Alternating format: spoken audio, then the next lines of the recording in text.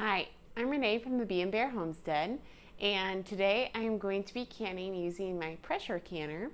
So I thought I'd just share a video about the basics of how to use a pressure canner. I first got a pressure canner cooker about a decade ago, and I was really intimidated by it because if you don't use them properly, they can be dangerous. People hear stories about the lid exploding off the pressure canner. And you always need to be cautious when you're canning food in any method because, of course, if you do it improperly, you could get sick.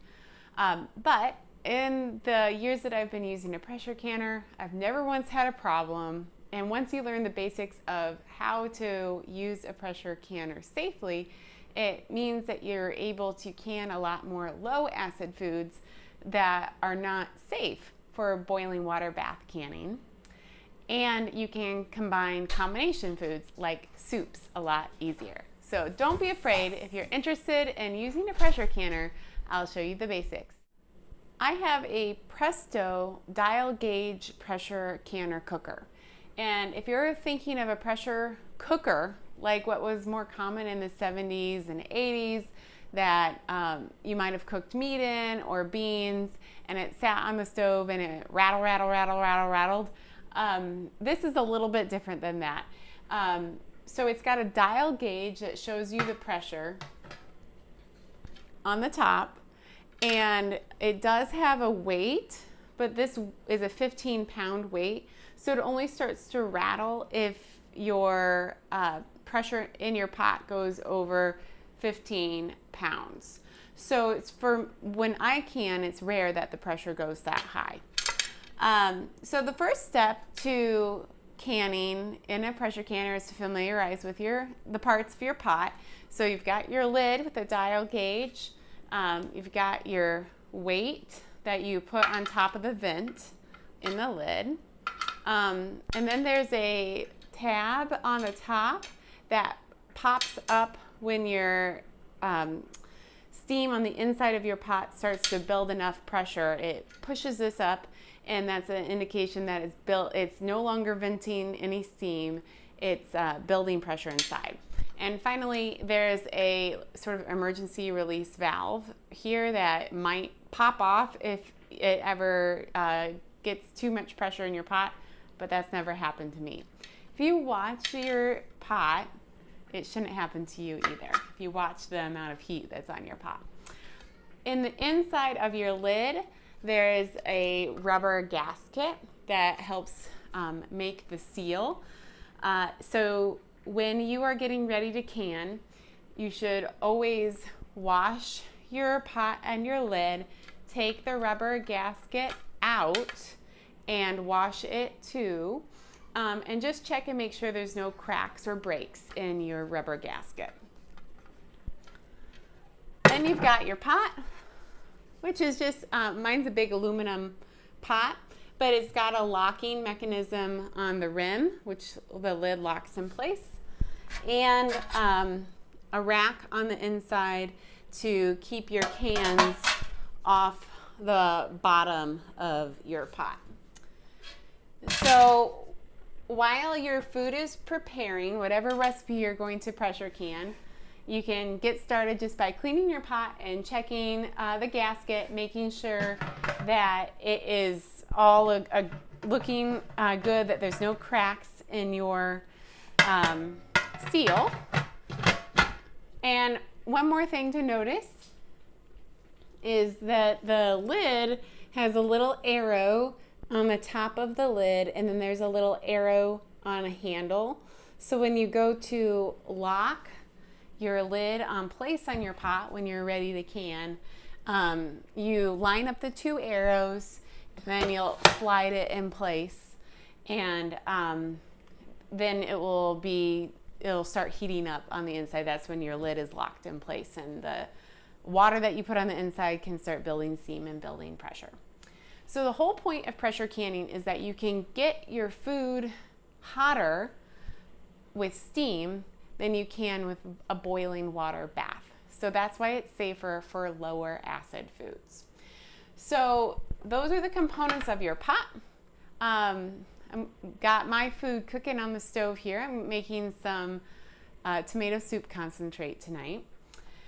It's not nearly ready yet, so I'm gonna rewash my pot since I've had my hands all over it. I'll have it ready, and I'll get my jars clean with hot soapy water, and I'll show you the step you need to do right before putting your food in your jars next.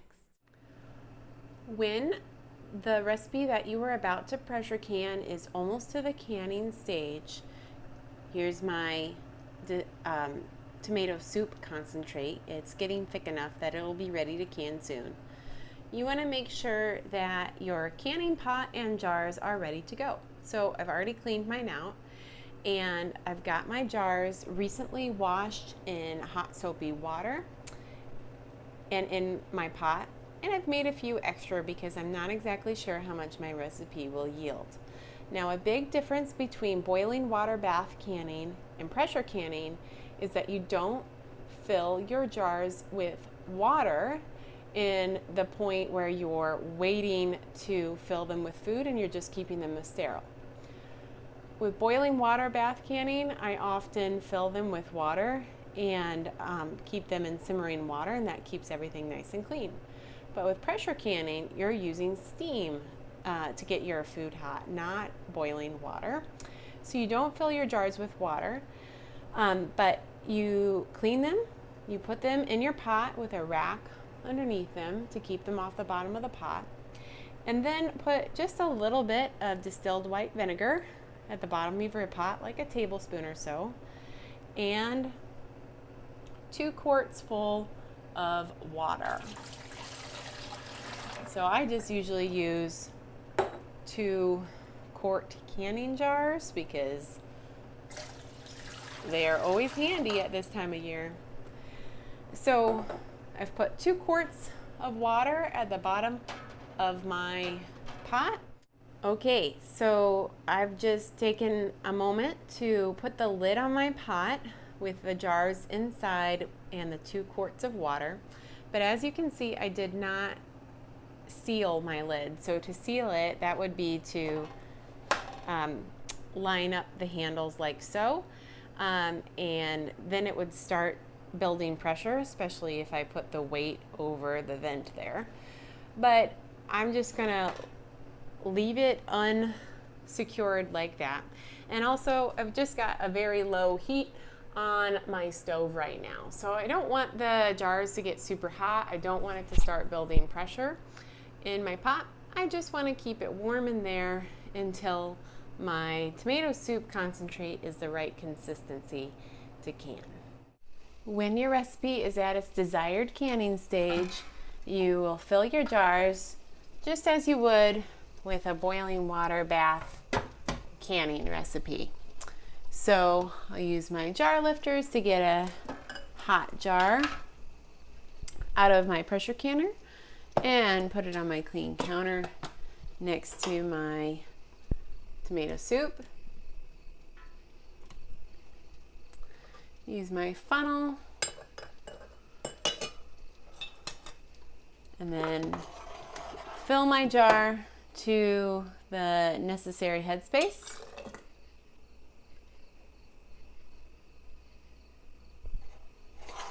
This recipe calls for a 1/2 inch headspace.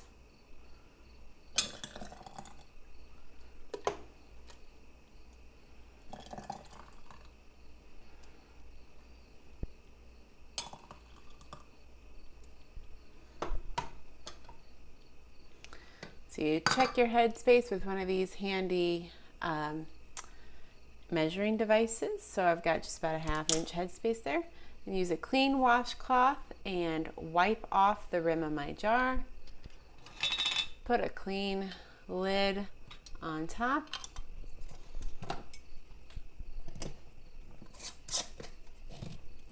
Hand tighten it, and then use your jar lifter to put it back in your canning pot. So filling your jars is just like you would with a boiling water bath recipe, except that your pressure canner has much less water in it. I'll fill the rest of my jars and we'll be back for the next step. All my jars in my canner, and the water is a little bit warm underneath. I still have light heat on underneath my canner, but I need to get the lid on now and get ready to can. Okay, when you have all your jars in your canner, put your lid on. You line up the 2 arrows to get the lid on, and then you just pull the handles to line them up properly, and you can hear a little sound of steam coming out of my vent hole here. I'm going to turn up the heat underneath my canner to allow it starting to build some steam inside. The National Center for Home Preservation recommends that you let your canner vent for 10 minutes before you put the weight on.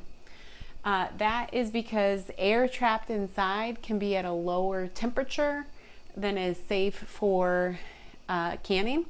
So just to be safe, you let it vent for 10 minutes, and then we'll put our weight on. When we put the weight on, we'll see the top indicator here pop up, and the pressure start to build on your dial gauge. After you have been venting steam for 10 minutes, you put your weight right over that vent on your pressure canner cooker, and then the indicator tab on the top, it starts to, more steam starts to escape from there, and you can see it letting out a little bit of water as well. So I'm going to turn up the heat just a little bit more on my canner, and it just popped up. So that's good, because now the steam is trapped inside the canner and my pressure is going to start building on my pressure gauge. So this recipe calls for canning my soup at 10 pounds of pressure for 20 minutes. So I will watch my pressure gauge, and once it gets to 10 pounds of pressure, I can start the timer.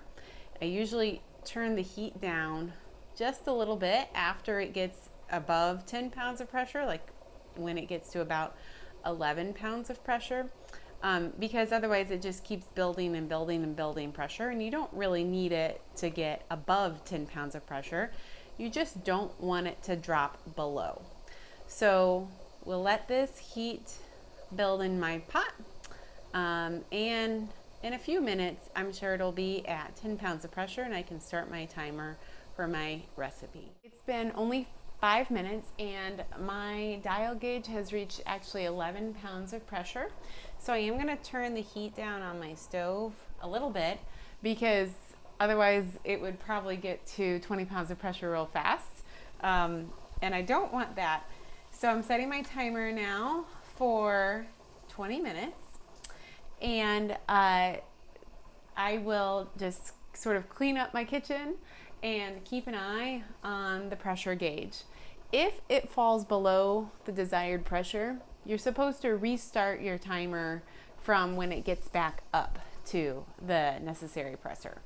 So the whole point is that it needs to stay at or above 10 pounds of pressure for 20 minutes. So it's okay if it goes above, not okay if it goes below. And when I have something that I'm canning for a lot longer than 20 minutes and I don't want to just like hang out in the kitchen that whole time, I usually just set a timer for every 5 to 10 minutes to just go check my stove and make sure it's still at the desired pressure range. And I also usually keep it a little bit above that number, so like at 13 pounds of pressure or something like that, because I'm just always cautious about letting it drop below and then having to restart the whole process. But I'm at 12 pounds of pressure right now, so I'm all good. And I'll just keep an eye on it and let it steam away at 10 pounds of pressure for my recipe's time. Okay, my timer just went off. So when your timer goes off after you've fulfilled your recipe time at the required amount of pressure, the only thing you do is you turn the heat off on your stove. And now you're going to let the pressure come down in your canner naturally. Do not take off the weight on the top. That's the weight covering up the vent. If you did that, hot steam would come out really, really quick. You could burn your hands, and the pressure inside your pot would fall really quickly and your jars might crack. So what you do is you turn off your heat, and honestly, if it's late at night, you can just go to bed because your jars are safe inside, so you don't have to do anything else right away. You just turn off your heat, and you're going to let the pressure come down inside your pressure canner, and you know it's okay to take the weight off and open up your lid when the little indicator nub on the top of your pressure canner cooker goes down, and that tells you that there's no pressure buildup inside. And then you can open up your pot and take your jars out. And sometimes the food inside will still be boiling away like crazy, just depending on how long it was cooking and how long you let it sit. After about 25 minutes off the heat, my pressure went down to 0 on the dial, and the indicator tab went down all the way. So now I can take the weight off, and it's also not steaming, which is a good sign. So I'll take the lid off, and I can take my jars out. So here's my jars inside of my pot after they were in the pressure canner at 10 pounds of pressure for 20 minutes. And then I allowed the pressure to drop naturally. I didn't take the dial gauge off or do anything to let the pressure go quickly. So you could leave your jars in your pot all night if you wanted to, but you can also take them out safely now. So I'm just gonna put mine on a wire rack to cool. And it looks like my lids have not sealed yet. That one might have. So the soup on the inside is still pretty hot. I noticed a few bubbles still happening there. So the jars don't always seal right away with pressure canning, just because your temperatures are so much greater than when you are boiling water bath canning. But they usually seal pretty quickly. So that's it. You've just watched all the steps for pressure canning, and now you just need to let your jars cool.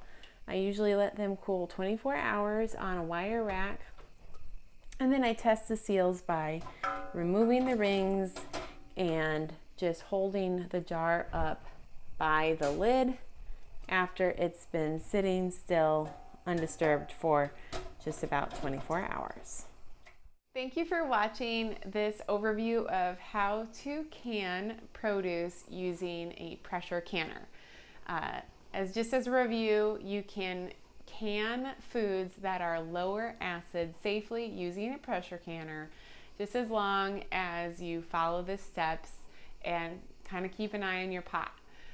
People who have exploded pots or big messes in their kitchen is when they've let the heat go too long under their pot, and it's made the lid blow off or made that weight come off the top. It shouldn't happen if you sort of keep an eye on your temperature, and your food should be safe as long as you followed the steps for keeping your spaces clean, and then canning your food at the correct pressure for the correct amount of time. So I hope this was useful to you. If you have any questions, leave them in the comments.